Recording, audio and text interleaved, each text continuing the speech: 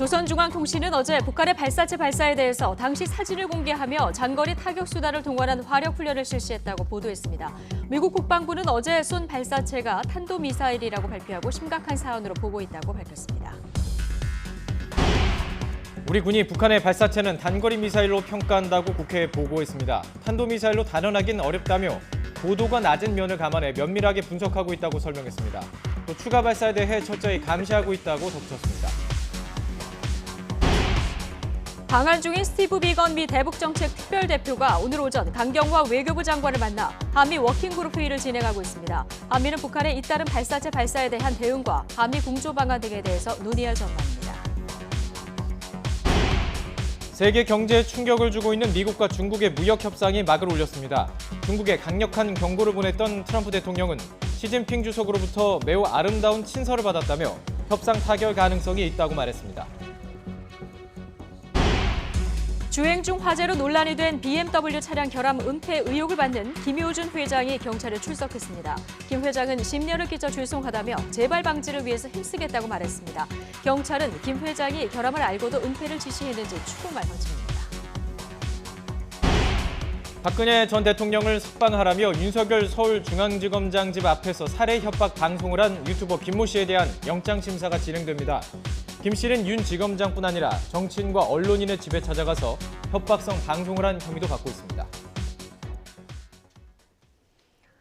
네, 뉴스 이슈 2부 이어가겠습니다. 북한의 단거리 미사일 발사에 정치권도 상황과 파장을 예의주시하고 있습니다. 여당은 대북 식량 지원의 필요성을 강조하고 나섰고 야당은 대북 강경 입장으로의 선회를 요구하고 있습니다.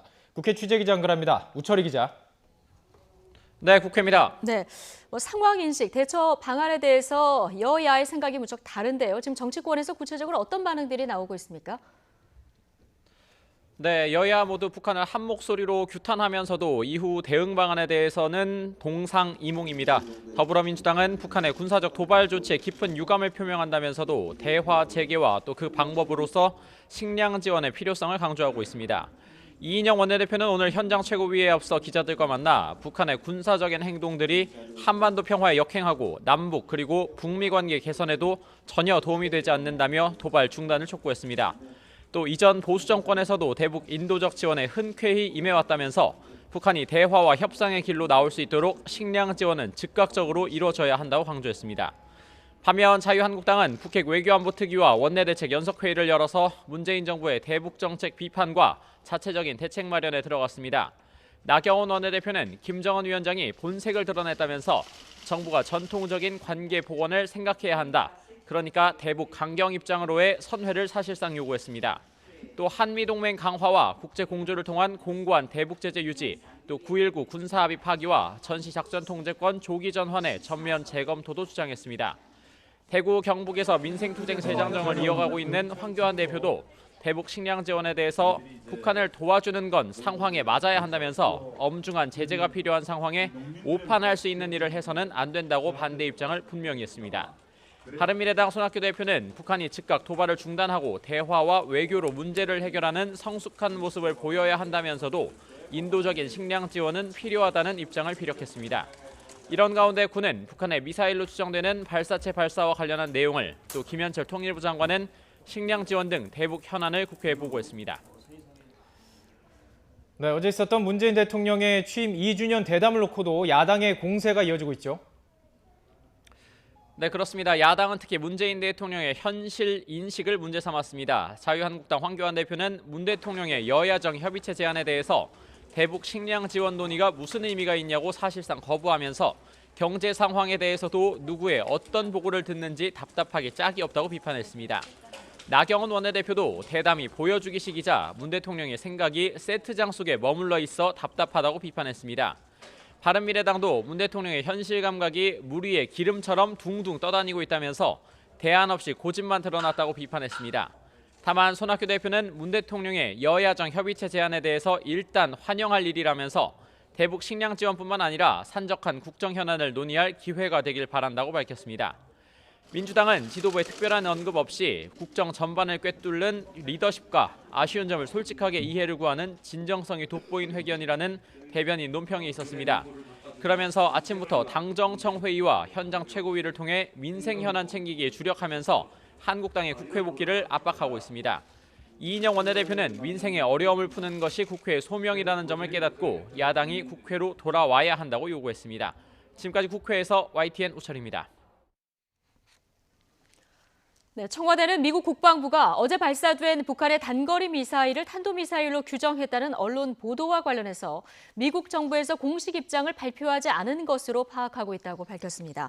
청와대 핵심 관계자는 오늘 기자들을 만나 미 국방부가 탄도미사일로 규정했다는 보도가 어떤 방식으로 나오는 건지 모르겠지만 현재 우리가 확인한 바에 따르면 미국 정부에서 공식적 입장은 밝히지 않은 것으로 알고 있고 이것은 청와대가 단독으로 파악한 것은 아니라고 밝혔습니다. 또 구체적인 종류와 재원과 관련해서는 한미 군 당국에서 계속 분석하고 있다고 덧붙였습니다. 네, 어제 단거리 미사일을 발사한 것과 관련해서 북한 매체들이 서부전선 화력 타격 훈련을 진행했다 이렇게 보도했습니다. 미사일 종류에 대해서는 언급이 없었지만 공개된 사진으로 보면 지난 4일 원산 호도반도에서 발사된 것과 같은 기종으로 파악됐습니다. 왕선택 통일외교 전문기자 연결해서 북한의 행보 좀 자세히 짚어보죠. 자, 왕선택 기자. 네, 왕선택입니다. 네.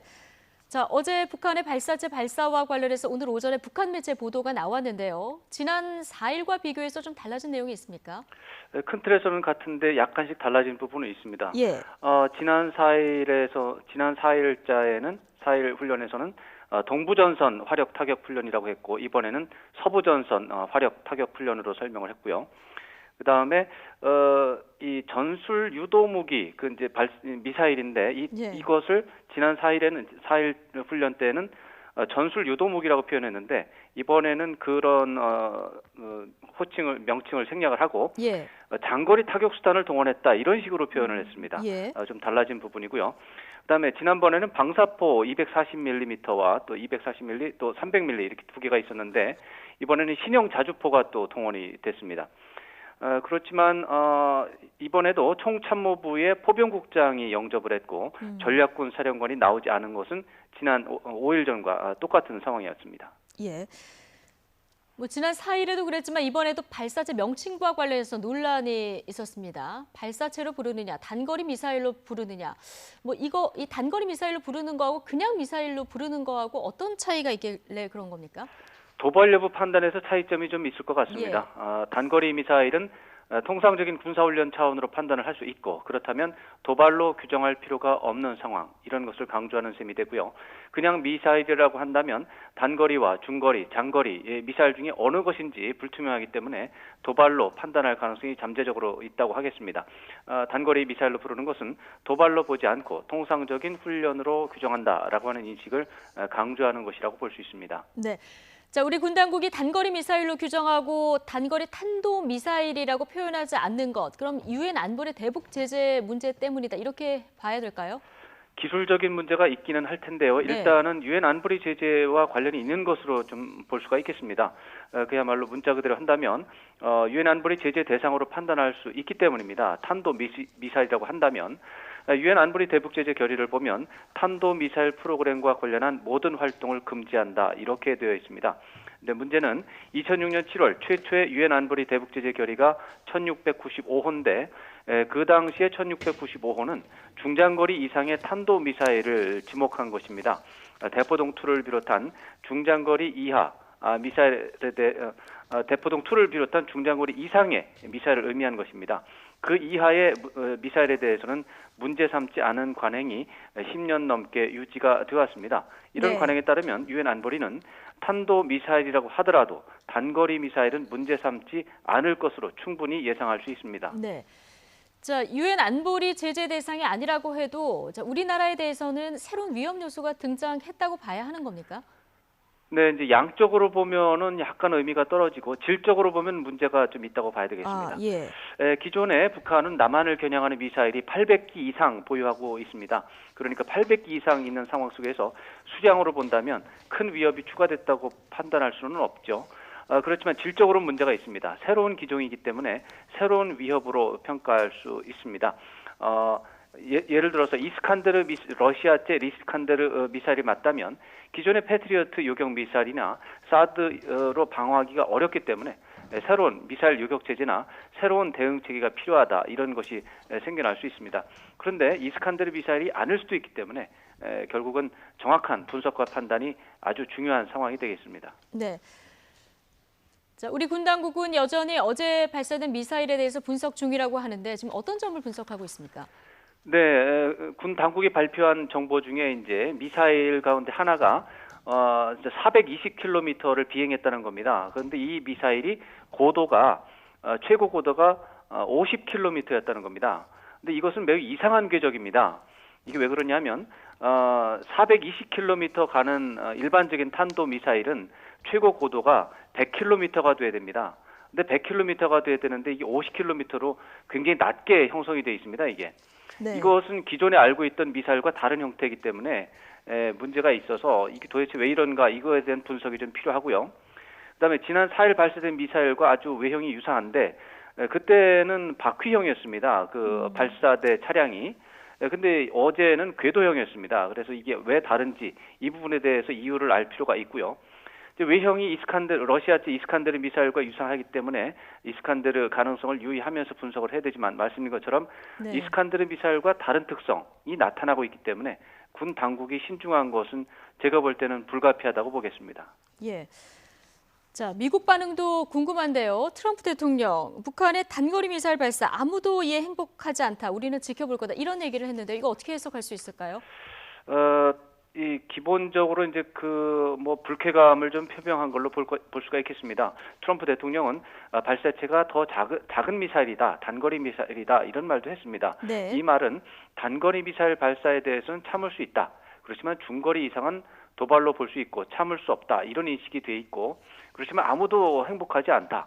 잘 지켜보고 있다. 심각하게 보고 있다. 이런 말도 했기 때문에 단거리 발사라고 해도 5일 만에 또 발사하고 매체에 또 크게 보도하는 것 이것은 불쾌하다 이런 예. 인식을 보였다고 평가할 수 있습니다. 네, 한미 워킹그룹 회의가 오늘 오전에 진행됐습니다. 자, 인도적 지원 문제가 주로 논의될 거다 이런 예상이 있었는데 변수가 하나 나왔습니다. 자, 이 인도적 지원 문제와 미사일 발사 대응 문제 어느 쪽에 오늘 좀 무게가 실렸을까요? 회의가 지금 막 끝났을 것 같은데 아직 끝났다는 걸 확인하고 들어오지는 제가 않았습니다만 결과 브리핑은 아직 없고요.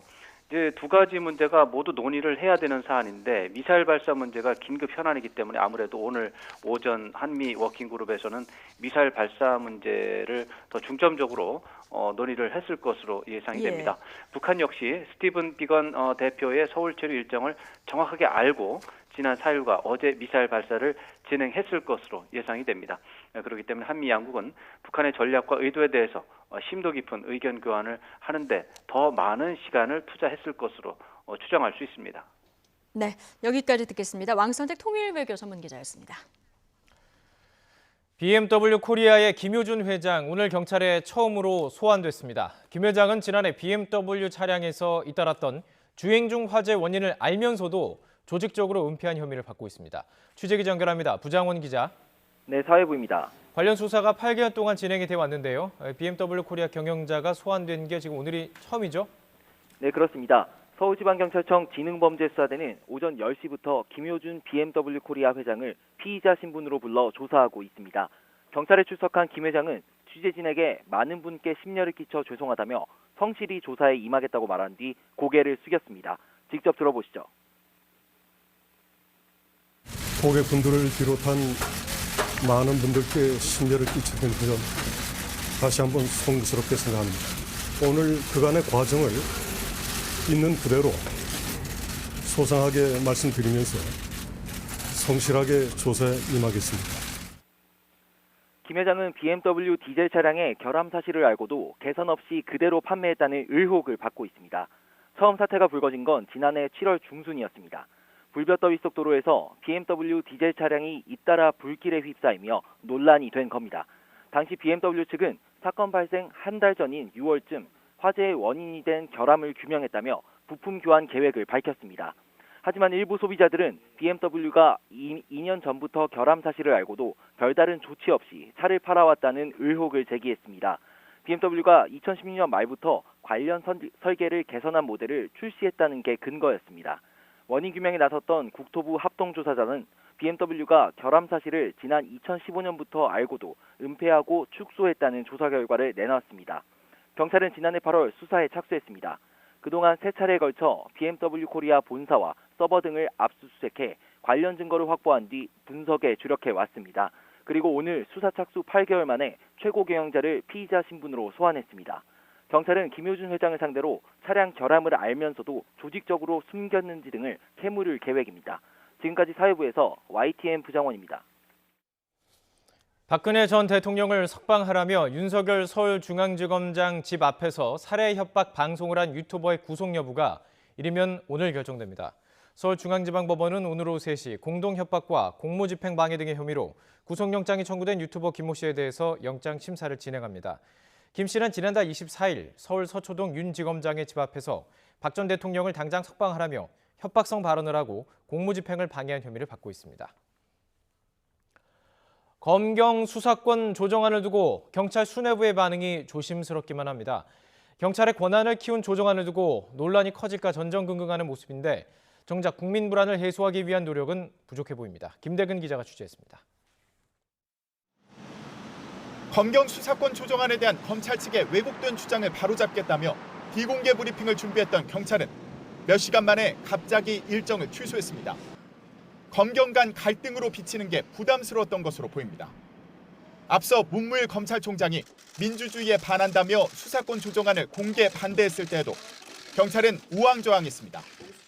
조목조목 반박하는 자료를 냈다가 여론에 관심이 쏠리자 반박이 아닌 설명 자료였을 뿐이라며 다급히 수습에 나섰습니다.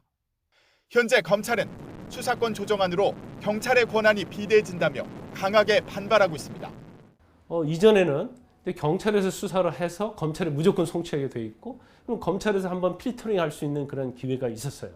그런데 수사 이미 종결이 돼버리면 이런 기회가 전혀 없어지면 이걸 대체할 수 있는 방법을 검경 수사권 조정안에 마련을 해야 한다는 거죠. 경찰 내부에서는 반론이 들끓습니다. 영장을 청구하고 재판에 넘기는 권한은 여전히 검찰이 독점한 알맹이 없는 조정안이라는 겁니다. 강제 수사를 하지 못하는 수사는 거의 수사의 실익을 달성할 수가 없기 때문에 아무리 경찰이 수사에 대한 독자적인 권한을 갖는다고 하더라도 검사가 압수수색영장을 청구해주지 않으면 압수수색 한 건도 못하고요. 구속영장을 청구해주지 못하면 피의자 신병을 확보를 못합니다. 조직 차원에서 적극적으로 반박해야 한다는 요구까지 나오지만 수뇌부는 조심스럽기만 합니다. 민감용 경찰청장은 전 직원에게 보낸 이메일에서 경찰이 시험대 오른 만큼 실수하지 말라며 내부 단속에 나섰습니다. 경찰의 권한을 키운 수사권 조정안을 두고 논란이 확대될까 전전긍긍하는 모습입니다. 검찰의 공세를 무마하는 데만 신경 쓸 뿐 국민 불안을 해소하기 위한 노력은 보이지 않습니다.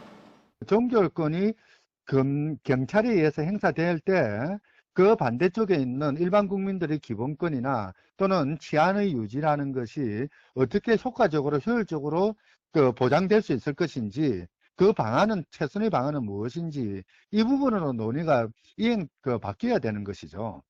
수사 과정에서 국민의 기본권을 강화하기 위해 그동안 어떤 준비를 해왔는지, 경찰의 수사 능력도 충분히 믿을 만한지, 유착관계 수사도 잘 해낼 수 있는지, 국민의 신뢰와 공감을 얻기 위한 경찰의 적극적인 설명과 설득이 필요한 시점입니다. YTN 김대근입니다.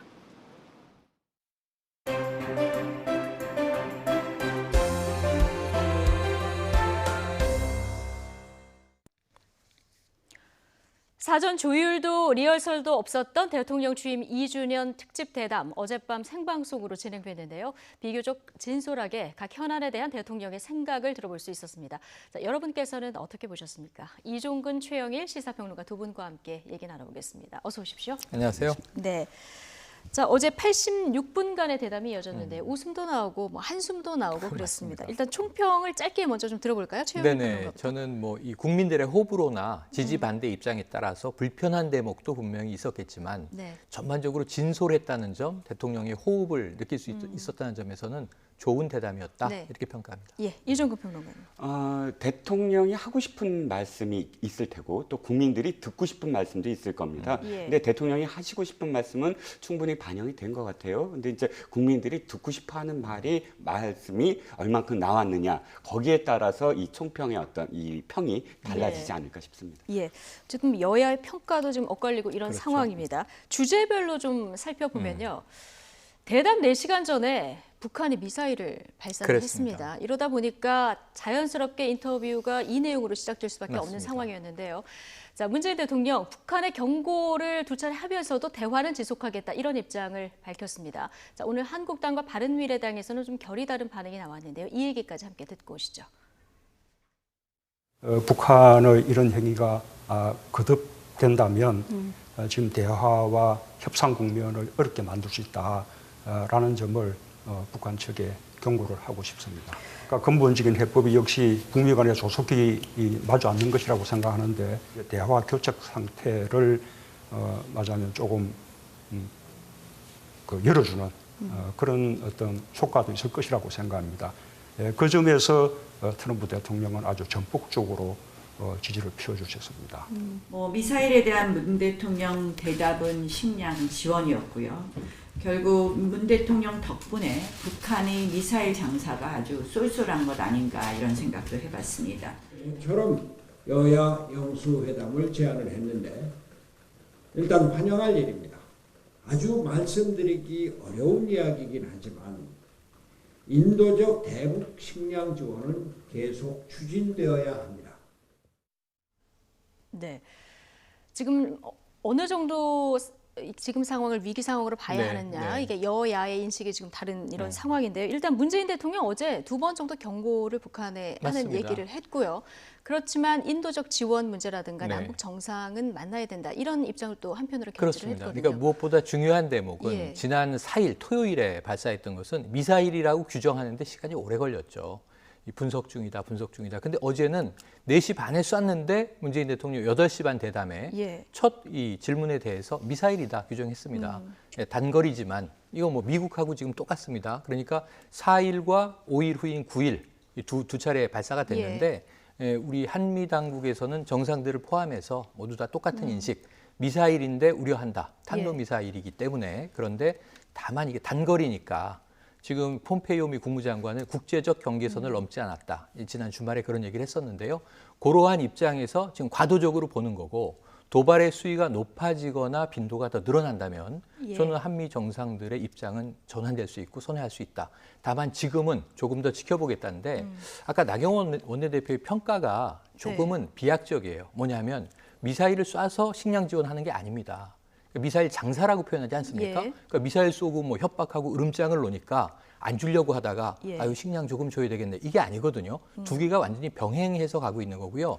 미사일을 안 쐈어도 대북 식량 지원은 오히려 국민들 다수가 지지하면서 갈 수 있는 문제였는데 이 오히려 브레이크를 잡은 게 북한이지 이 식량 문제와 미사일을 연동시키는 것은 좀 올바른 이 분석은 아닌 것 같습니다. 자, 지금 얘기를 하셨으니까요. 이 식량 지원이 현 시점에서 이제 쟁점이 2개입니다. 지금 시점에서 식량 지원하는 것이 타당하냐. 지금 야당에서는 그런 문제를 제기를 하고 있는 거고요. 두 번째는 식량 지원을 했을 경우에 그 협상에 어떤 물꼬를 틀 수 있느냐 이 부분이거든요. 어떻게 보십니까? 네, 지금 그러니까 평론가님이 말씀하신 부분이 그 나경원 대표가 의도한 바를 제대로 이해를 못하신 것 같은데요. 자, 첫 번째 발사 이후에 식량 지원 이야기가 나왔습니다, 분명히. 그런데 지금 두 번째 발사에 대한 질문을 했을 때 거기에 대한 답이 식량 지원을 언급을 하셨거든요. 그렇기 때문에 지금 국민들이 두 번째 발사까지 이후에 어떤 그 의견을 좀 더 물어봐야 될 것 같아요, 국민들에게. 왜냐하면 사실은 첫 번째 발사까지는 아직도 미사일이라고 그 규정짓지도 않았고 또 여러 가지 어떤 그 국방부라든지 미국의 어떤 반응이 상황 관리를 철저히 하지 않았습니까? 그런데 그럼에도 불구하고 그러니까 우리나라 대통령이 식량 지원을 하겠다라고 이야기하면서 대담을 하는 날, 더군다나 비건이 왜 왔냐면 식량 지원과 관련한 한국과의 협의 때문에 왔어요. 그날 바로 미사일을 쐈다는 거죠. 그 미사일이라고 인정받으려고 또 노력도 했고 이번에는. 예. 그렇다면 예정되어 있는 식량 지원에 대해서 말씀하셨듯이에 대해서 이렇게 미사일 발사로 대답을 한다면 그것을 최소한 문재인 대통령은 조금 더 엄중하게 상황 관리 좀 더 하는 것이 더 낫지 않았는가에 대한 어떤 표현이지 거기에 대해서 뭐 바로 식량 지원이다 연결했다 이렇게 하는 건 그러니까 보수 일가의 어떤 우려를 담았다라고 좀 이해를 하셔야 될 것 같고요. 여러 가지 어떤 불안한 점은 많습니다. 뭐가 불안하냐면 2017년도 8월 달에는 미사일 발사도 아니고 방사정포를 쐈음에도 불구하고 NSC를 열었어요. 당장 그 시각에. 그런데 이미 불상체라고는 하지만 그러나 만약에 휴전선에서 이것을 발사한다면 400km, 어저께 발사한 건 400km면 제주도까지 넘어가거든요. 예. 그 우리 남한 일대를 겨냥할 수 있는 발사체를 발사했음에도 불구하고 NSC가 열리지 않았다는 점. 이런 점들이 국민들이 어떻게 불안하게 느낄 수 있는데 그 불안감을 어저께 문재인 대통령 얼마큼 해소해 줬느냐 이런 시각으로 바라본다면 식량 지원을 하지 말라는 것이 아니라 그 불안감을 해소해 달라의 방점을 둬야 된다고 봅니다. 근데 뭐 2017년과 지금의 상황은 좀 다른 부분이 있어서요. 예. 그러니까 다르다고 하는 게 저는 근본적인 문제가 이거죠. 그러니까 야당의 입장도 대안 중에 하나로 낼 수 있어요. 여러 가지 논의들을 모으긴 해야 돼요. 지금 제가 아까 말씀드린 게 북한은 브레이크를 잡았다고 말씀드렸어요. 엑셀을 눌렀다고 본인들은 생각할지 모르지만 북한은 올 식량도 막을 판이에요. 지금 말씀하신 데 동의합니다. 그런데 문제는 지금 현재 식량 지원을 하기로 했다가 하지 말기로 할 수준으로 의사결정을 할 시간을 가져야죠. 그건 대통령이 결정을 하실 거로 봅니다. 식량이 안 갈 수도 있어요. 그런데 안 간다기보다는 저는 시간이 유예될 수 있어요. 다시 평화 국면으로 돌아섰을 때 지원들이 이루어질 수 있고 지금 대기하고 있던 지원들이 다 족족 브레이크 걸릴 수 있는 상황을 북한이 촉발하고 있다. 이거 맞습니다. 다만 어제 대통령의 말씀을 이해하는 것은 원론적인 얘기죠. 지금 현재 시점 그럼 대화를 중단할 것이냐? 아니다. 대화를 더 빨리 열어야 된다. 그러니까 이제 얼굴 맞대고 이야기한다. 이게 2017년과 지금이 다른 이유입니다. 2018년 1년 동안 상당한 대화가 이루어지면서 그 이전 북한이 완전히 블라인드 돼 있었던 시절보다는 김정은 위원장의 입장이라든가 전략이라든가 이런 게 투명하게 공개가 됐고 북한 매체도 훈련을 하면 훈련을 했다고 다음날 인정을 해요. 예전은 시간을 상당히 끌고 밝히지 않은 적도 있고 혹은 도발하고 나서 바로 미국에 대한 이제 격한 표현들이 등장한 경우들도 많이 있습니다. 그런데 이번엔 뭐라 그러니까 미국에 대한 뭐 격한 불만이나 뭐 적을 어떻게 하겠다라는 것보다는 훈련했다라고 하잖아요. 훈련 지도했다. 사격을 지시했다. 뭐 이런 표현으로 좀 드라이하게 나오고 있단 말이에요. 그러니까 저는 이게 도발은 도발인데 지금 저강도로 경계선을 건드리는 뭔가 제스처를 북한은 취하고 있는데 이것을 우리가 군사 도발로 규정하는 것보다는 외교적인 제스처다. 북한의 전략의 의도는 뭐냐? 이 메시지에 대한 것을 해석해야 되는데 지금 이제 이평론가님이 웃으시지만 첫 번째 미사일 발사 이후에 북유럽의 그 스웨덴 통신에서 이것은 매우 특별한 초대장이다. 이렇게 해석한 것도 눈여겨볼 필요가 있습니다. 한 번만 기회를 주시면 제가 좀 미소를 담은 게 자, 국가와 국가 간에 대응하는 방식은 세 가지가 있습니다. 외교적인 방식과 그다음에 군사적인 방식과 그다음에 국정원이나 안기부, 그러니까 뭐 CIA를 동원한 그런 공작 이 세 가지 방식이 있는데 저쪽에서 미사일을 발사했는데 이것은 외교적인 표현이었다. 그러니까 미사일을 발사한 것을 외교라고 표현하는 것은 전 듣도 보도 못했거든요. 미사일을 발사하는 건 군사적인 것이고 외교적인 것은 성명이라든지 혹은 포럼이라든지 이런 방식이고 아니면 공작은 공작대로 비밀리에하는 수행하는 임무이고 근데 그것을 미사일을 발사했는데 이쪽은 외교적으로 받아들여야 된다는 건 결코 등가가 될 수 없는 얘기죠. 예, 알겠습니다. 어쨌든 하노이 회담 결렬 이후에 북한이 조금 그 갈기를 못 잡고 이 멘붕에 빠졌다가 지금 저강도 도발해서 한미의 반응을 좀 보겠다 이런 심산이다. 이것이 이제 전문가 앞서 연결한 의견이던데 어쨌든 한미가 이렇게 신중하게 좀 대응하는 거는 지금 모처럼 평화가 찾아온 분위기 이 틀을 깨지 않고 싶다 이런 거 아니겠습니까? 지난해 4월로 돌아가 보면은 저희 국민들이 많이 기억하시는 판문점 도보다리에서의 만남, 대화 이 부분이 굉장히 그 국민들 머릿속에 남아 있을 텐데 여기서 나눈 대화 일부 내용도 어제 대통령이 얘기했습니다. 하지만 이게 굉장히 중요한 대목입니다. 그러니까 왜 외교적이라고 말씀드렸냐면 이것과 연결됩니다. 그러니까 뭐냐면 푸틴 대통령과 북러 정상회담이 있을 때 푸틴 대통령이 북한을 거둔 이야기가 뭐냐면 북한 입장에서는 아직까지 미국이나 대한민국으로부터 체제 보장되어 있다는 느낌이 약하다. 체제 보장이 더 강하게 필요하다. 이런 역설을 해요. 그러니까 러시아니까 해줄 수 있는 얘기입니다. 어찌 보면 정상회담 이후에. 그러니까 트럼프 대통령과 관계가 좋다고 해도 북한은 여전히 우리도 무서운 것이고 미국도 무서운 것이에요. 근데 계속 트럼프 대통령과 이 어떤 우리 문 대통령이 우호적 관계 이야기를 강조하면서 관계 좋다, 이 나랑 통한다 이런 케미를 계속 강조하는데 군사 도발 안 할 것이다라고 믿음을 계속 미리 주거든요. 근데 북한 입장에서는 이런 식으로 우리가 길들여져 있다고 미국이 느끼면 어떡하지? 우리도 필요하면 쏜다는 것을 보여줘야지. 왜냐하면 미국이 ICBM을 2주 전에 쐈습니다. 그리고 한미 군사훈련 진행 중입니다. 상당히 톤다운했지만 그러면서 우리도 가만히 있을 수 없어라는 수동적인 저항일 수도 있는 것이죠. 이런 의미에서 아까 이 외교, 군사, 첩보 이렇게 나누신 것은 북한을 정상국가로 보시는 관점인데 북한은 아직 정상국가가 아닙니다. 첩보와 군사가 어떻게 분리가 됩니까? 통전부를 한번 생각을 해보세요. 다 엮여 있죠.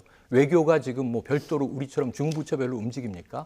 김정은의 독재체제 아닙니까? 말 그대로. 그러니까 이것을 우리가 좀 특수하게 바라볼 필요가 있다는 말씀이었고요. 그런 점에서 김정은이 우리 대통령에게 마음을 열었을 때 이런 얘기를 하는 거죠. 자, 핵 없이 우리가 안전할 수 있다면 왜 핵을 들고 있겠는가? 이건 상당히 제가 보기엔 합리적인 얘기예요. 북한의 관점에서.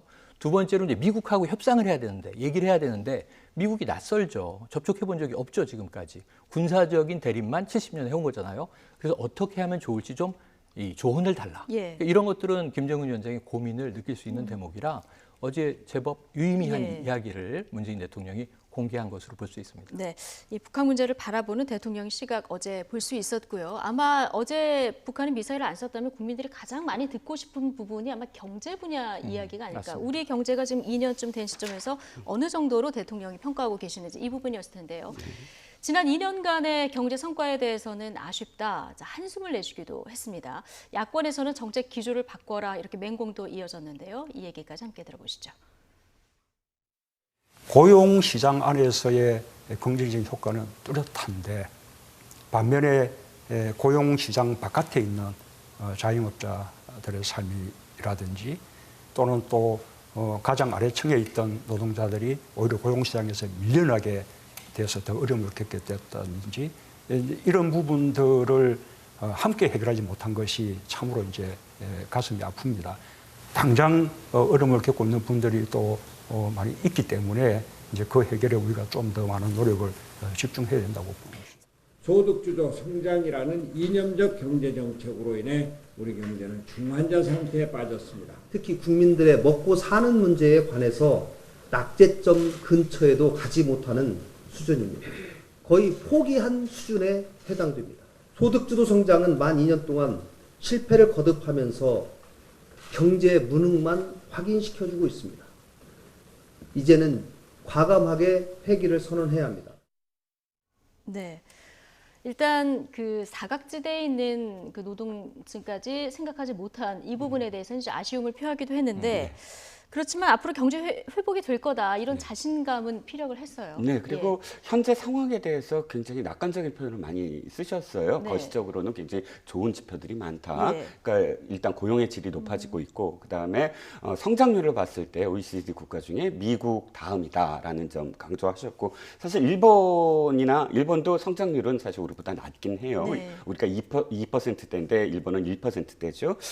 그래서 결국은 자부심을 가져야 된다라고 말씀을 하시고 마지막으로 중요한 건 이제 그러니까 전체적으로 우리가 3만 불 시대까지 돌파를 했는데 문제는 이것이 이제 양극화다. 그러니까 이게 소득 분배가 제대로 이루어지지 않았기 때문에 이런 결과가 나왔다. 그래서 앞으로 소득 분배에 이제 좀 힘쓸 것이다라는 이제 말씀으로 전체적으로 경제를 이야기하셨는데 거기에 대한 어떤 반론도 조금 더 있는 것 같아요. 예를 들자면 성장률 같은 부분도 우리가 18위 정도거든요. 그러니까 그것이 국가와 국가 간의 성장률을 비교하는 것이 아니라 그 국가의 상대적인 비율로 생각을 해야 된다. 중국이 예를 들어서 뭐 8%대면 중국이 그러면 굉장히 성장률이 높기 때문에 우리보다 또는 일본보다 미국보다 훨씬 더 굉장히 높이 평가를 해야 되느냐? 그건 아니거든요. 10%대에서 8%대로 낮아졌기 때문에 세계 경제가 위험해지는 거고 이렇게 상대적으로 어떻게 평가를 한다면 우리의 어떤 경제 수준으로 비춰봤을 때 OECD에서는 7위, 참 18위가 아니라 7위 이내에서 18위까지의 어떤 그런 그 격차를 지금 보이고 있다라는 점도 지적을 해야 되고, 그러니까 이런 부분들을 미시적으로 좀 더 실제로 앵커도 그 대담한 앵커도 물어봤지만 왜 국민들이 실질적으로 답답해하느냐, 그런 지표가 있음에도 불구하고 이런 부분들에 대한 답이 사실은 대통령께서 실질적인 어떤 답을 내놓으셨느냐. 아까 제가 왜 국민이 듣고 싶어하는 얘기를 얼만큼 들었느냐에 대한 평가가 바로 경제 얘기가 아닐까. 경제에서는 국민들이 좀 나아지는 삶을 하려면은 어떻게 좀 하실 건가에 대한 그런 그 부분들, 그게 좀 아쉽지 않았나. 그러니까 지금까지의 평가보다 앞으로 어떻게 할 거다에 대한 어떤 부분, 그게 좀 아쉽다는 거죠. 네. 야당의 평가는 굉장히 박합니다. 낙제점 근처에도 못 갔다. 바른미래당에서 이런 얘기가 나왔고요. 지금 독성 약물이다, 소득주도 성장에 대해서 이게 미신이다, 이런 얘기까지 좀 나왔거든요. 여기서 제가 그 야당의 이제 논평의 반론을 제기한다면 지난해랑 똑같아요. 소득주도 성장론이 문제다라고 지적을 하는 거예요. 지난해 그렇게 해서 장하석 정책실장 결국 밀려났고요. 또 김동연 경제부총리가 지금 홍남기 부총리를 바뀌어 있습니다. 그러니까 경질이 된 거죠, 사실상. 왜? 소득주도 성장이 성과를 못 냈기 때문에. 어제 대담에도 문재인 대통령이 취임 초기처럼 소득주도 성장론을 강조하지 않아요. 전 사실상 소득주도 성장론은 완급 조절에 들어갔다. 이게 야당이 지난해 주장하던 겁니다. 폐기하든가 완급 주도를 해라. 그러면은 어디서 무엇으로 바뀌었는가 보면 지난번 사회원로와의 간담회가 있었습니다. 이때 송호근 교수, 포항공대 석재 교수가 중요한 얘기를 해요. 자, 소득주도 성장론을 좀 정책을 바꿔서 고용주도 성장으로 하시면 어떻습니까? 지금 정부는 고용주도 성장 기조라고 봐요. 문재인 대통령 공약 1호, 일자리 창출입니다.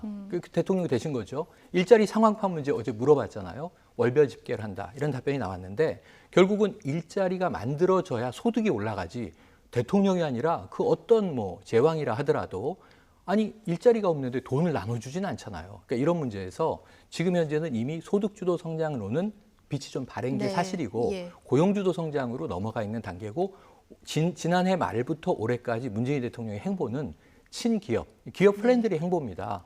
최근에도 삼성 이재용 부회장 만났잖아요. 변화의 조짐을 볼 수 있다. 그런 흐름을 보면 결국은 기업이 성장을 주도할 수 있도록 정부는 밑판을 깔겠다가 지금 상황인데, 지난해의 프레임을 가지고 계속 야당은 평가를 하고 있다. 이게 지금 맞지 않는다고 보여지는 거죠. 어쨌든 성장을 국민들이 이제 체감하고 싶고요. 앞으로 정부 정책이 어떻게 되는지 국민들 관심이 굉장히 높은 분야인데, 문재인 정부의 여러 정책에 대해서 특히 한국당의 비난 수위가 굉장히 요즘에 높아지고 있는데요. 최근 이 높아지는 발언 수위 가운데 좌파 독재, 이런 단어가 나오기 시작했죠. 자, 이를 직접 언급하는 질문이 어제 대담 중에 있었습니다. 문재인 대통령 순간 당황하고 불편한 기색도 있었는데요. 자, 오늘 야당의 반응까지 직접 영상으로 보고 오시죠. 자유한국당 입장에서 보면 청와대가 주도해서 여당이 끌어가는 것으로 해서, 그렇기 때문에 지금 대통령께 독재자라고 얘기를 하는 것 아니겠습니까? 색깔론을 더해서 좌파 독재 이런 식으로 규정 짓고 추정한다고 하는 것은 참 뭐라고 말씀드려야 될지 모르겠습니다.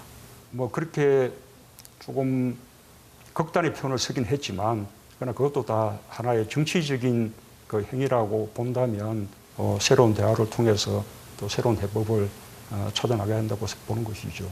분명한 좌파, 명백한 독재, 이를 합쳐서 저희가 좌파 독재라고 부르는 것입니다. 프레임도 아니고 색깔론도 아닙니다. 그냥 사실을 있는 그대로 말하는 것입니다. 진행자가 독재자라고 인용해서 얘기했다고 KBS 게시판이 난리가 났다고 합니다. 이것은 정말 독재 중에서도 가장 비열한 독재인 사회적 독재의 한 양태입니다. 네. 이게 어떻게 보면 사전 질문 조율 없이 진행이 되다 보니까 맞습니다. 나올 수 있는 질문이기도 했을 텐데요. 조금 뭐라고 말해야 할지 답답함을 토로하는 모습도 잠시 볼 수 있었습니다. 그렇지만 답답하긴 하지만 이것도 정치적인 행위다. 대화를 통해서 해법을 찾겠다. 이런 입장을 밝혔습니다. 네, 뒤에의 방점을 찍는다면 예. 앞으로 조금 더 야당과 좀 협치를 할 수 있는 어떤 여지가 있지 않느냐. 그러니까 그렇게 어떤 비난을 하더라도 사실은 대통령은 지지하는 사람들만의 대통령이 아니라 자신을 비판하거나 반대하는 사람들에도 그 국민도 사실은 함께 끌어안아야 될 그런 직위 아니겠습니까? 그러면 어저께 사실 그런 질문이 좀 불편했다고 해서 또 일부 지지자들 사이에서는 굉장히 좀 비난이 있는 것 같은데 거꾸로 박근혜 대통령 시절에 어떤 비난이 있었냐면 도대체 외국 백악관 오바마나 트럼프 대통령, 그러니까 당신은 오바마니까 오바마 대통령을 봐라. 출입기자들이 다리를 꼬고 뒤로 기대 앉아서 굉장히 불편한 질문을 대통령의 말을 끊어가면서 하지 않느냐. 그런데 박근혜 대통령은 완전히 짜고 하는 질문 아니었느냐라는 비판이 있지 않았습니까? 그렇다면 똑같이 어저께 했던 그런 그 질문의 어떤 태도라든지 방식은 그때 당시에 비판한 것을 그래도 굉장히 살아있게 했다라고 이제 표현을 해줘야지 되지 않을까 싶기도 하고요. 어찌됐든 그 독재라는 말에 대한 어떤 규정 뭐 이런 부분들을 놓고 이제 여러 가지 어떤 해석이 나올 수가 있겠지만 저는 어저께 한 가지 아쉬운 건 문재인 대통령이 사실은 너무 지나치게 진지하다. 라는 생각이 좀 들어요. 그러니까 여유, 예를 들어서 꼭 다른 나라 대통령을 얘기하면 좀 그렇긴 하지만 오바마 대통령이라든지 옛날에 이 영국의 젊은 어떤 총리라든지 이런 사람들이 하는 어떤 그 인터뷰를 보면 굉장히 좀 여유가 있고 어떤 데면서는 또 조크로 받아 넘길 수도 있는 어떤 부분들이 분명히 있었는데 어저께의 호흡들은 사실 너무 좀 가파르고 너무 진지하지 않았느냐, 지나치게. 그래서 좀 전체적으로 너무 무겁게 흐르지 않았느냐라는 점 좀 아쉬운데. 근데 어제 전체적인 저 1대1 대담 형식을 통해서 보면은 분위기가 좀 무거워질 수밖에 없을 것 같은 생각이 그렇긴 들어요. 해요. 그런데 이제 주도를 하는 거죠. 자신이 이제 또 인터뷰를 당하는 사람이 주도를 해서 답변할 수도 있는 어떤 대목들. 바로 이 독재라는 대목에서 훨씬 더 유연하게 대답을 할 수 있었는데 너무 또 진지하게 이것은 독재라는 말은 내가 촛불혁명으로 우리가 태어났고 그냥 독재라고 하면 안 될까봐 또 색깔론을 해서 좌파 독재 이렇게 설명을 해버리면 당연히 야당으로부터 뒷얘기는 안 들리거든요. 뒷얘기 그래도 이제 이게 정치행위다 이렇게 안 들리고 그래 우리가 이렇게 규정했는데 이렇게 대답을 해 이렇게 들릴 가능성이 더 많았다는 거죠. 네, 어제 또 하나 이제 관심이 지금 국민들이 현 정부의 정책 중에서 좀 불만이 있는 부분, 인사 정책 이 부분입니다. 여기에 대한 맞습니다. 대통령의 생각을 들어볼 수 있었는데 인사 실패에 대해서 동의를 못한다 이렇게 평가를 했습니다. 이 부분은 어떻게 보셨습니까? 그러니까 이 부분은 대통령으로서 인사권자라고 우리가 부르잖아요. 인사권자로서 좀 불가피하게 피해가고 싶었던 부분으로 저는 봐요. 사실은 이제 국민의 일반적인 이 정부에 대한 비판점하고는 조금 대통령의 인식은 괴리가 있다라고 보는 입장이에요. 그래서 이 인사청문회가 문제다라고 이야기를 했어요. 장관들 봐라 잘하고 있지 않느냐. 근데 왜냐하면 인사 임명 과정에서 난항이 있었던 거 국민들이 그 과정을 다 봤죠. 근데 예를 들면 과도한 비판도 있었다고 볼 수 있고 야당 입장에서 또는 어찌 보면은 그러한 흠결에도 불구하고 이 사람이 아니면 지금 여러 가지 이제 주무부처에 문제가 생길 수 있기 때문에 인사권자는 고심을 하면서 임명을 강행하는 경우도 있었고 그래서 여야가 충돌을 가장 많이 한 게 인사청문회 전국입니다. 첫 해에는 사실은 많이 좀 국민들이 봐주긴 했어요. 왜냐하면은 인수위가 없었기 때문에. 근데 이제는 더 이상 이 변명은 될 수 없고요. 그러면서 대통령이 이 대목 인사 부분이 국민적인 이 대중의 관심과는 좀 괴리가 있는 대목이 아니었을까 하는 대목은 짚고 싶습니다. 인사 검증 실패 얘기 나올 때마다 거론되는 사람이 이제 조국 수석인데 그러면 조국 수석 요즘에 차출론도 나오지 않습니까? 여기에 대한 질문도 있었는데 대통령이 조국 수석에게 정치를 권유할 생각은 없다. 본인이 판단할 일이다. 이렇게 얘기를 했습니다. 저는 굉장히 이게 선을 그었다라고 보여져요. 왜냐하면 윤영찬 국민소통수석 기억하시죠? 나온 다음에 이렇게 얘기했어요. 2번이나 권유했다고 대통령이 직접. 근데 이거 거짓말할 리는 없잖아요. 이런 상황을. 근데 대통령이 이렇게 이야기하는 건 사실 우리가 보통 청와대 출입 기자들이 표현하는 게 순장조라고 있지 않습니까? 집권 한 3년 차 넘어서 4년 차부터 예를 들어서 계속 남아있다거나 새로 임명되는 사람은 대통령이 두더라도 계속 대통령과 함께 운명을 같이 한다 해서 순장조라고 표현하는데 사실은 조국 수석을 문재인 대통령이 생각하는 그 모습 그게 바로 함께 하고 싶다라는 느낌이 굉장히 강해요. 저는 언제나 문재인 대통령이 조국 수석을 바라보는 눈길은 노무현 대통령이 자신을 바라보는 눈길이었다라고 네. 느껴지거든요. 그러니까 노무현 대통령이 그러니까 민정수석인 자신, 비서실장인 자신을 바라보면서 당신 정치에 이렇게 절대 안 했을 거예요. 늘 함께 있고 싶은 어떤 동지 네. 이렇게 생각했을 텐데 개혁 작업을 완수할 때까지는 계속 같이 있고 싶다. 근데 보면은 개혁 작업이 예. 쭉 뒤에 말씀을 보면 아직 법제화 과정도 남아 있고 성공적으로 마칠 때까지는 있어야 된다. 네. 이 말씀은 뭐냐면 예. 올 연말까지 이거 제대로 안 되거든요. 그렇다면은 총선 말씀 예. 또 어떻게 했냐면 총선에 나갈 사람은 시간을 충분히 줘야 된다라고 말씀하셨어요. 근데 내년까지 간다면 올해 분명히 나가야 돼요. 총선 할 사람은 이 말씀에 어저께 말씀에 그대로 네. 된다면 근데 이 성공할 때까지 맞춰주기는 그때까지 못한다는 얘기거든요. 그렇다면 조국 수석은 이번 총선에는 안 내보내고 싶다 이렇게 네. 읽혀지는 대목이죠. 알겠습니다. 여러 가지 대통령의 생각을 엿볼 수 있는 대담이었는데요. 2주년은 오늘입니다. 네, 자, 오늘 맞습니다. 갤럽 여론조사 결과가 나왔는데 이거 짧게 조금 짚어보도록 하죠. 문재인 대통령 직무 수행 평가에 대해서 지금 긍정평가가 47%, 부정평가가 45%로 2%포인트 차이를 유지하면서 조금 또 이제 크로스가 되는 모습을 볼 수 있는데요. 자, 그 정당 지지도까지 함께 볼까요? 예. 더불어민주당이 40%까지 올랐죠. 올랐고요. 한국당도 또 오르고 있는 이런 모습. 최근의 추세가 계속 반복되는 맞습니다. 이런 상황입니다.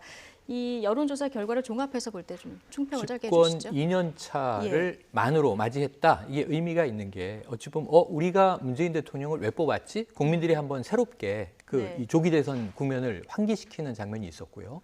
문 대통령 어제 인터뷰도 상당히 좀 효과가 있었다고 봐요. 어떤 거냐면 불편한 장면이라고 말씀드린 게 아까 독재 언급인데 네. 저는 그게 아주 명장면이라고 봐요. 뭐냐면 독재국가에서 독재자 앞에 일개 기자가 독재라는 말을 쓸 수가 없습니다. 이게 저렇게 이야기하고 네. 좌파 독재 타도를 외치는 분들이 경찰의 저런 보호를 질문이 나왔다는 것 네, 자체가. 네. 그 예. 민주국가의 뭐 반증이죠. 역설적이지만. 그리고 네. 또 독재 타도를 외치면서 경찰의 보호를 받으면서 시위와 집회를 안전하게 합니다. 이게 이제 선진국의 특징이라고 보여져서 국민들이 평가한다. 제가 보기엔. 그런 면에서는 사실 대통령 앞엔 지금 악재가 많습니다. 우리가 아까 경제 문제도 언급했고 인사 문제도 언급했고 하지만요. 그럼에도 불구하고 국민들이 이제 2년을 했는데 자, 준비 과정을 열심히 노력을 했다. 대통령을 인정해 준 것 같고요. 문제는 앞으로는 이제 준비로 인정해 주진 않는다. 네. 국민은. 이 프로페셔널은 이제 숫자를 찍어야 성과로 인정해 주거든요. 예. 문 대통령은 이제 힘든 시기에 접어들었다. 그게 이제 변곡점이라고 봅니다. 이 지표가. 예. 민주당에 대해서도 대통령을 좀 잘 밀어서 입법부가 정책을 지원하도록 해달라라는 예. 이 지지층의 결집으로 보여지고 예. 자유한국당은 자유한국당대로 지금 이제 아주 선명한 야당의 모습으로 투쟁을 펼치고 있으니까 지지층 결집이 이제 고도화되는 것 같아요. 문제는 이 지점 정도가 한계일 수 있다. 그렇다면 저는 이제 국회로 돌아갈 네. 때가 됐다라고 봅니다. 알겠습니다. 어쨌든 독재라는 뭐 질문이 나올 정도면 이 네. 분위기에 오히려 좀 긍정적으로 해석할 수 있다 이런 역설적인 얘기를 해주셨고, 명장면이죠. 예.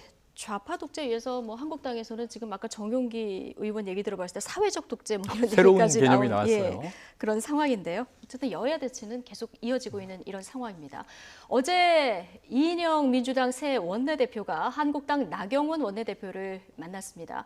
오고 가는 말 속에는 덕담도 있었고 가시도 있었습니다. 차윤주 앵커가 두 사람의 만남 정리해봤습니다. 여당 원내사령탑 자리에 오른 이인영 원내대표. 어제 두루두루 많은 사람을 만났습니다.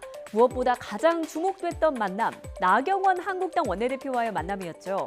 국회가 얼어붙은 상황이라서 만남이 성사될 수 있을지부터 분위기는 어떨지 궁금했는데 예상외로 분위기가 좋아 보이죠? 다시 한번 축하드리고 케미도 좀 맞춰보려고 제가 더불어민주당 색깔하고 똑같은 자켓은 없더라고요. 그래서 나름 비슷한 약간 바른미래당. 아니 바른미래당은 좀 더 옥색 톤이 있고 이거 사진 찍어 놓으면 민주당에 더 가깝습니다. 말 잘 듣는 원내대표 되시겠다. 말 잘 듣는 원내대표 되시겠다. 설마 청와대 말 잘 듣는 분이 아니시겠지 이런 생각을 하면서 찾아뵙자마자 국회 정상화를 위해서 노력했으면 좋겠다 이런 말씀을 드리게 돼서 좀 죄송합니다. 조금 5.18도 다가오는데 그냥 약간 좀 과제를 가지고 왔습니다. 그러나 심탄회하게 대화 나누고 우리가 국민을 위한 국회가 된다면 제가 밥 잘 사주는 예쁜 누나가 될 각오가 있다 이렇게 말씀을 드리려고 했는데 밥도 잘 먹고 말씀도 잘 듣고 그렇게 하도록 하겠습니다. 네, 뼈 있는 농담이 오고 가기는 했지만 상견례답게 분위기가 좋았죠.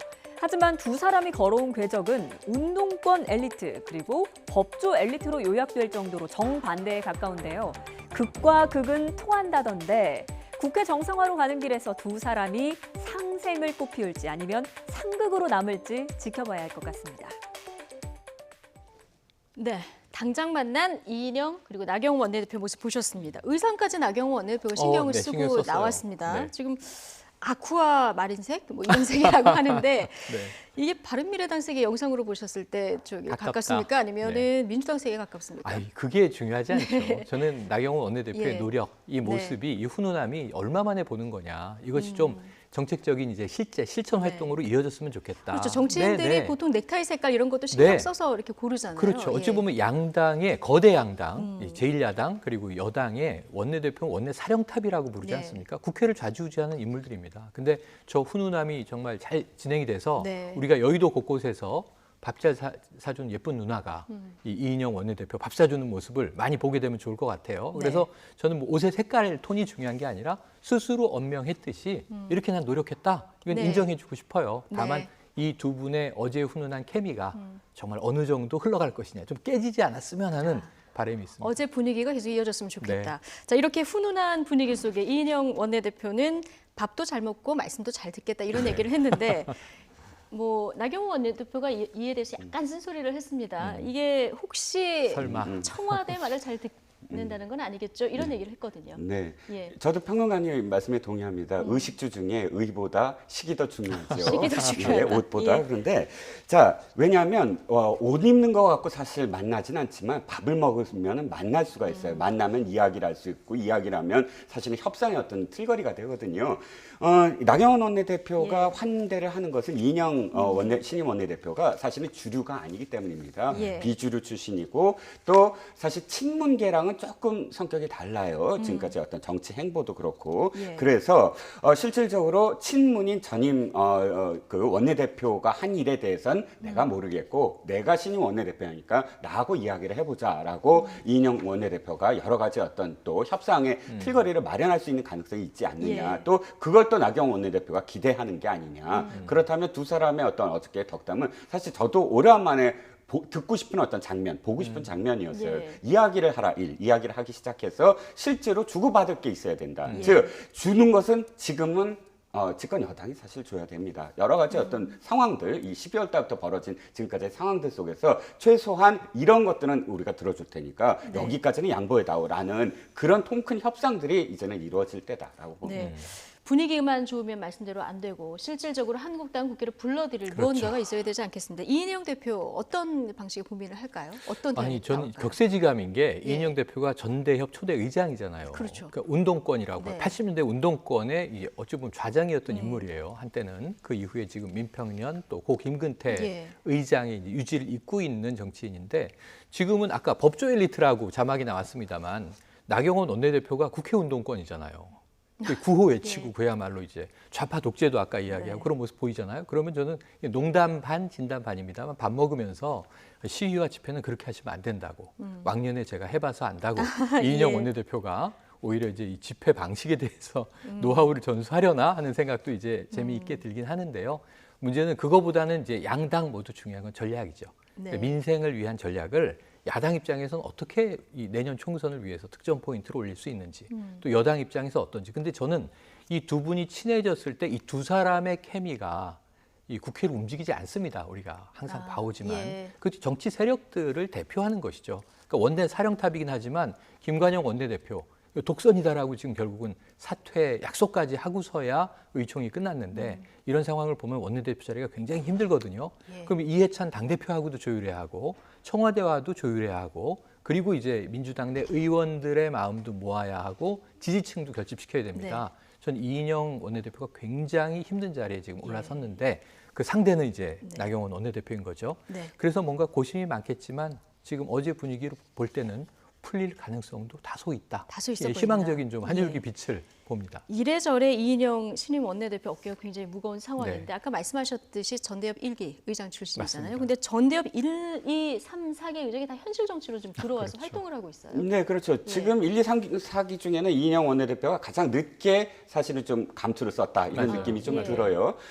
지금 임종석 비서실장은 이미 비서실장까지 했고 또 오용식 의원은 뭐 코레일 사장까지 했고 뭐 이렇게 되다 보면은 이인영 원내대표와 이 네 사람은 함께 이렇게 묶을 수는 있는데 저는 좀 이 네 사람 다 결이 굉장히 다르다. 좀 달라요. 시기도 좀 다르고 임종석 비서실장만 해도 전대협 1기 의장이 이인영 원내대표하고는 좀 차이가 있어요. 시기도 차이가 있고 87년 당시와 80년 초 당시의 어떤 전대협은 굉장히 성격이 다르거든요. 이인영 원내대표에 대해서는 제가 조금 더 평가를 좀 많이 하고 싶어요. 그러니까 어떤 의미에서는 굉장히 강경한 것처럼 보이지만 굉장히 또 개혁적이면서 합리적인 판단을 할 수 있는 사람이다.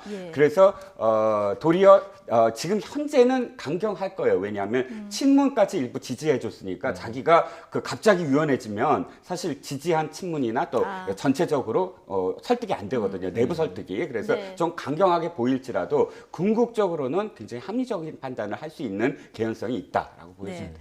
이인영 원내대표가 이제 등장하면서 빙하 정국이 풀릴지 이 부분 앞으로 좀 지켜보도록 하겠습니다. 이종근, 최영일 두 분 시사평론가와 오늘 함께했습니다. 고맙습니다. 고맙습니다.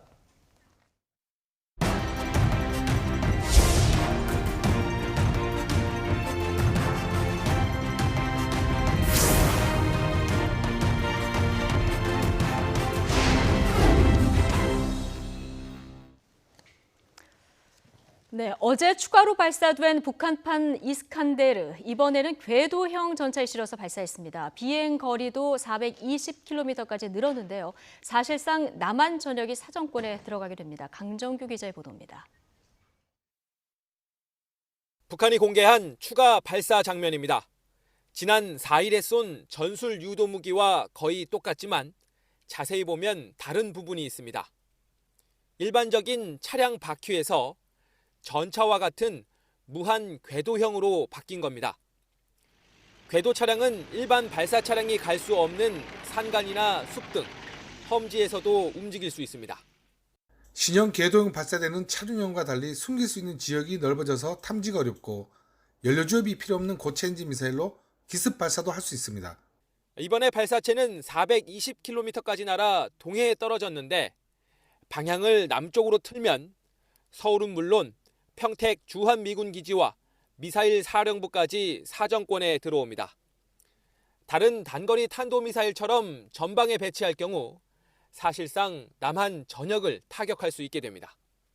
북한판 이스칸데르라고 불리는 이 무기는 스커드 같은 일반적인 탄도탄에 비해 낮은 고도로 비행하는 게 특징입니다.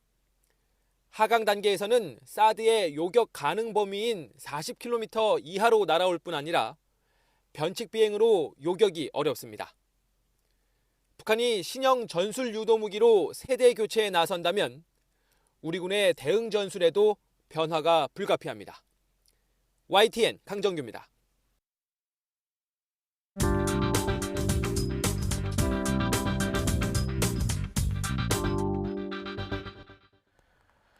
가수 최종훈 씨가 구속됐습니다. 집단 성폭행에 가담한 혐의로 조사를 받아왔는데요. 법원은 최 씨의 범죄 혐의가 소명됐고 증거인멸에 염려가 있다면서 구속영장을 발부했습니다. 최 씨는 그동안 술만 같이 마셨을 뿐 성폭행은 없었다면서 혐의 사실을 부인하고 있었지만 이 단체 대화방에 남긴 글과 동영상에 발목을 잡힌 것으로 보입니다.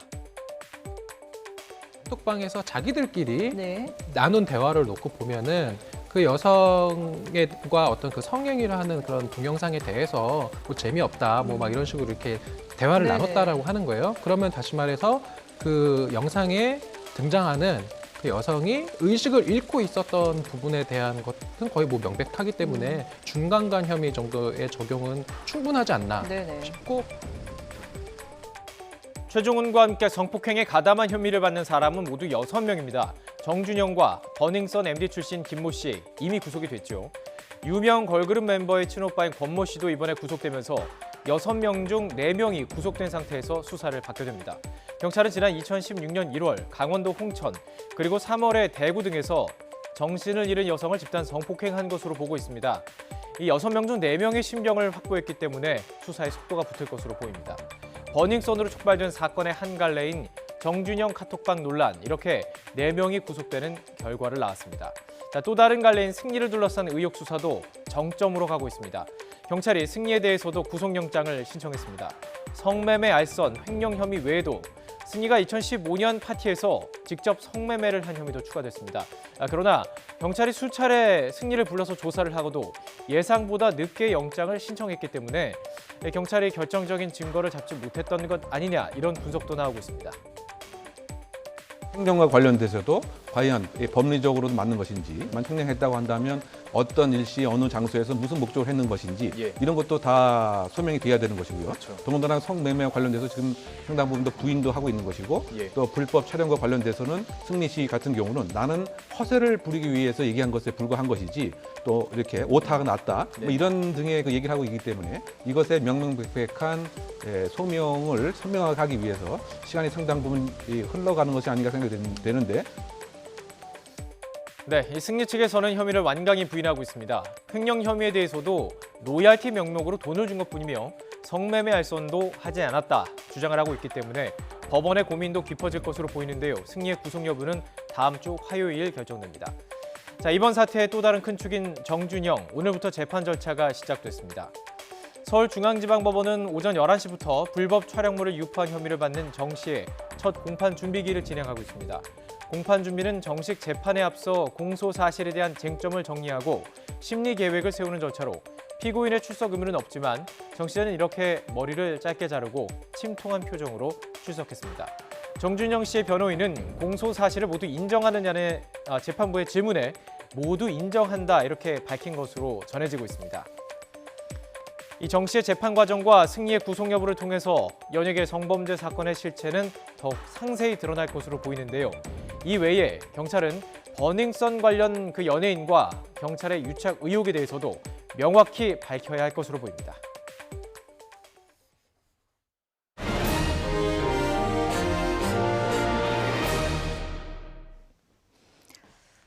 차량 결함을 알고도 은폐한 의혹을 받고 있는 김효준 BMW 코리아 회장이 오늘 경찰에 출석했습니다.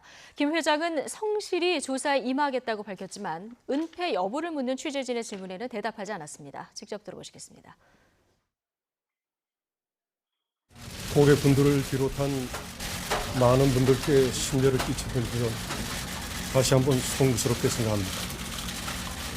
고객분들의 큰 협력으로 리콜은 상당 부분 완료가 돼서 재발 방지를 위해서 최선의 노력을 하고 있습니다. 오늘 그간의 과정을 있는 그대로 소상하게 말씀드리면서 성실하게 조사에 임하겠습니다. 자신을 전 대통령 부인이라고 속인 사기꾼에게 공천을 대가로 수억 원을 준 혐의를 받는 윤장현 전 광주광역시장이 집행유예를 선고받았습니다. 광주지방법원은 공직선거법 위반 혐의로 재판에 넘겨진 윤 전 시장에게 징역 1년에 집행유예 2년을 선고했습니다. 재판부는 윤 전 시장이 당시 자치단체장으로서 사기꾼의 요구를 거부할 책임이 있는 지위였지만 전직 대통령 부인의 영향력을 기대해서 돈을 주었다고 판단했습니다. 삼성바이오로직스의 분식회계 의혹과 관련해서 증거를 인멸하도록 지시한 혐의를 받고 있는 삼성전자 임원들의 구속 여부가 이르면 오늘 결정됩니다. 서울중앙지방법원은 오늘 오전 증거인멸 등의 혐의로 구속영장이 청구된 삼성전자 사업지원 TF 백모 상무와 보안선진화 TF 서모 상무에 대해서 구속영장 심사를 진행했습니다. 두 사람은 지난해 검찰 수사에 앞서서 삼성바이오로직스의 공용 서버를 공장 바닥에 은닉하는 데 개입하거나 삼성바이오에피스 직원들의 휴대전화와 노트북을 검열해 회계 자료를 삭제하도록 지시한 혐의를 받고 있습니다. 이런 가운데 회사 공용 서버 등 민감한 자료들을 공장 바닥뿐 아니라 직원들 집에도 감춰뒀던 것으로 드러났습니다. 서울중앙지검 특수이부는 지난 8일 삼성바이오 직원 여러 명의 집을 압수수색해 컴퓨터 하드디스크와 공용 서버 등을 찾아냈습니다. 검찰은 삼성바이오 측이 검찰 수사를 앞둔 지난해 5, 6월 무렵 회사 공용 서버를 떼어내서 공장 바닥에 숨겼다가 검찰 수사가 본격화하자 일부 핵심 자료들을 다시 직원들의 집으로 옮긴 것으로 보고 있습니다.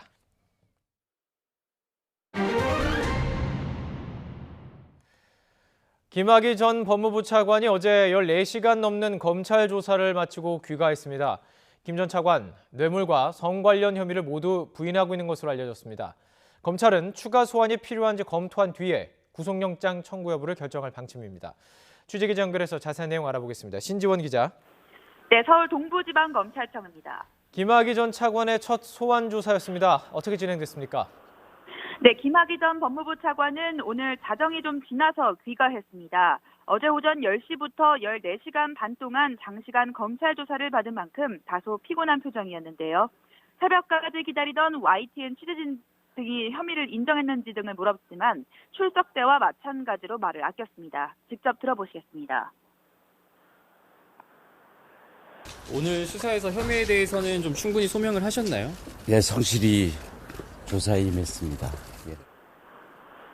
검찰 조사에서 진술을 거부하지는 않았지만 관련 혐의는 모두 부인한 것으로 전해졌습니다. 김 전 차관은 지난 2013년 11월 이른바 별장 동영상 의혹으로 검찰 조사를 받은 적이 있는데요. 당시에도 영상 속 인물은 자신이 아니라며 핵심 인물인 건설업자 윤중천 씨 등 다른 관계자들도 전혀 모른다고 부인했던 것으로 알려졌습니다.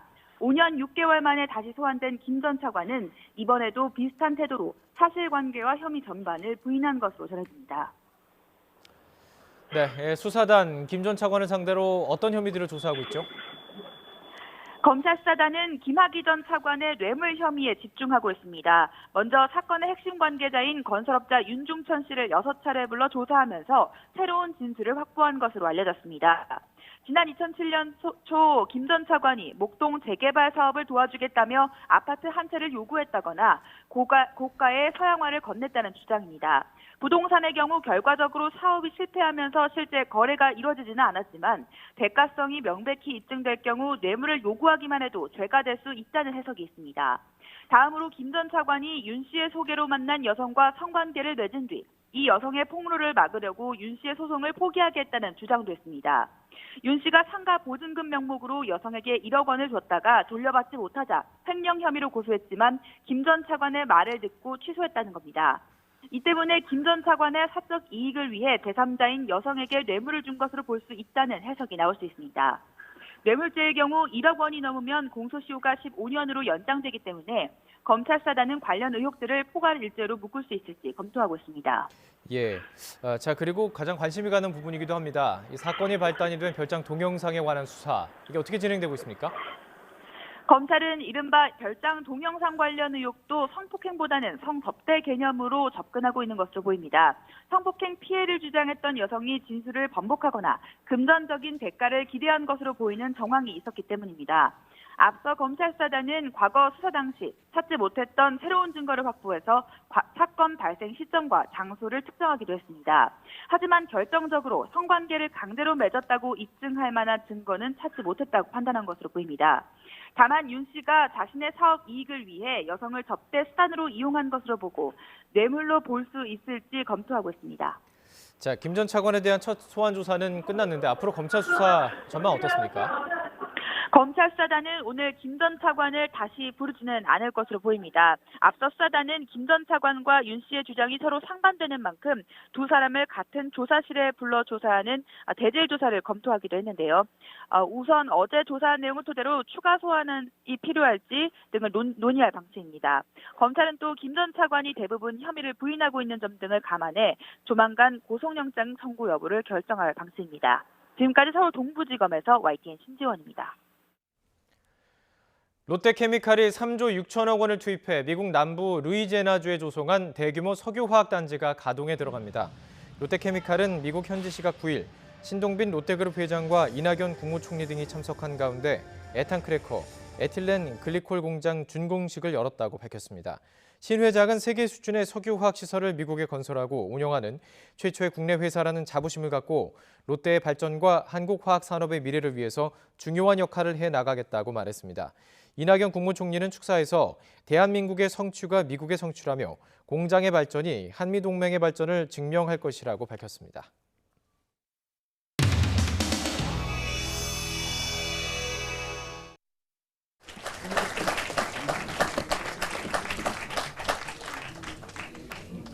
언제까지 손 들고 계실 겁니까? 원내대표에 출마한다니까 머리끝에서 발끝까지 너부터 바뀌어라 이렇게 말씀하셨습니다. 보십시오. 머리부터 바꿨습니다.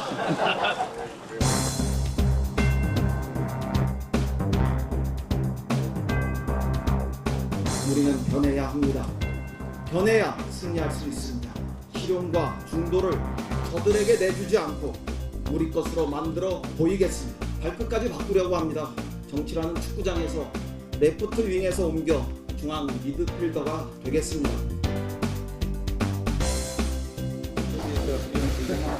진심으로 축하드립니다. 미드필더를 강조하셨던데 진정한 미드필더는 레프트 윙도 왔다 갔다 하면서 결정적인 순간에 골을 넣는 것이 그 역할을 하고 봅니다. 저는 믿어 의심치 않습니다. 원내대표라는 어떤 그 위치가 미드필더인 것 같습니다. 제가 우리 당에서는 레프트윙을 주로 뛰었는데요. 미드필더로 이렇게 옮기려고 합니다. 어시스트 축구 이런 걸 좀 해야 되겠다 이런 생각을 하고 있는 겁니다. 그래서 제가 가졌던 초심이라든가 제 심장의 한편에 깊게 새겨져 있는 그 진보라는 이 두 글자를 잊거나 지워버린 꼭 이런 것은 아니다 이런 거. 왜 이런 걸 제가 고백해야 되는지 모르겠습니다만.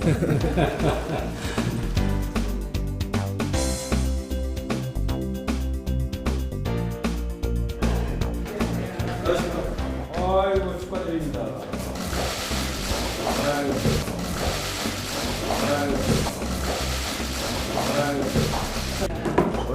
저 축하드립니다. 축하드립니다.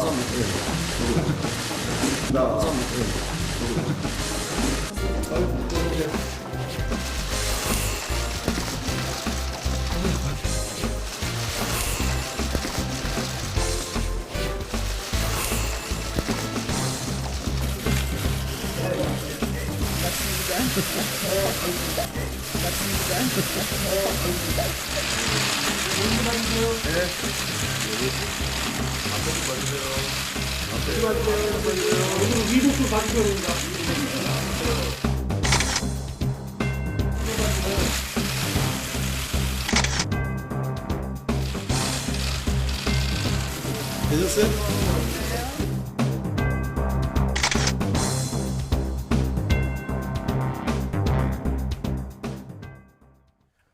미국과 중국이 무역 전쟁의 확전이냐 종전이냐를 놓고 최종 담판을 벌이고 있습니다. 이런 가운데 중국산 제품에 대한 미국의 관세 인상 조치 시행은 예고된 기간을 넘기면서 그 파장이 주목되고 있습니다. 박철원 기자가 보도합니다.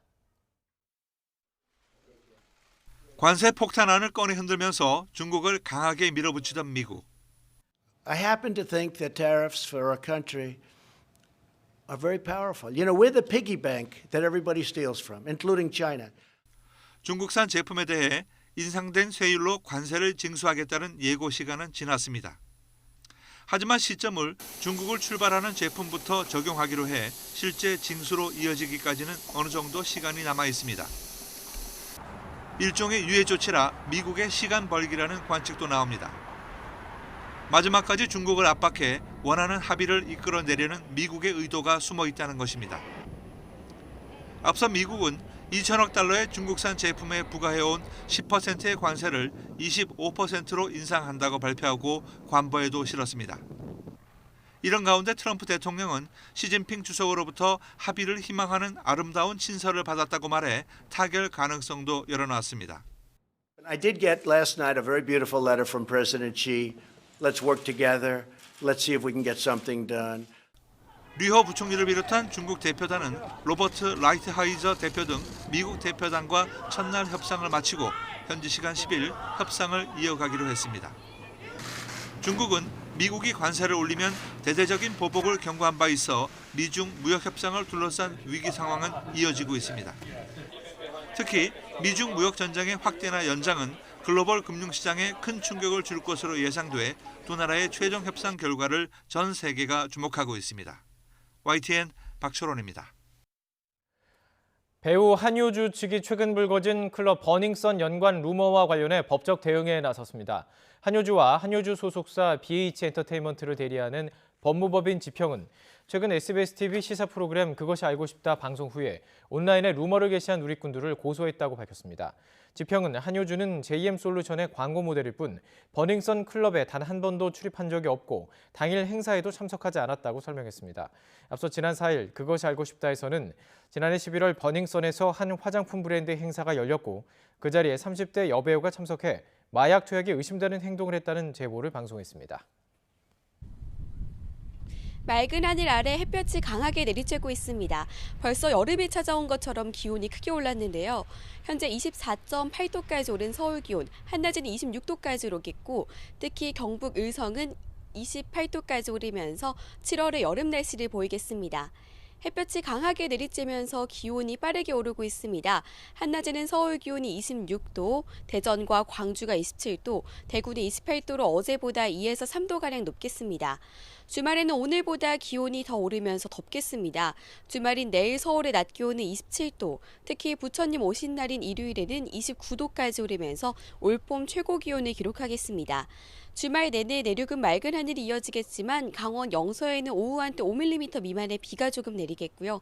대기 정체의 영향으로 강원 영서와 충북, 영남 지역의 미세먼지 농도가 짙게 나타나겠습니다. 내일은 더위 속에 전국의 오존 농도가 높은 단계를 보이겠습니다.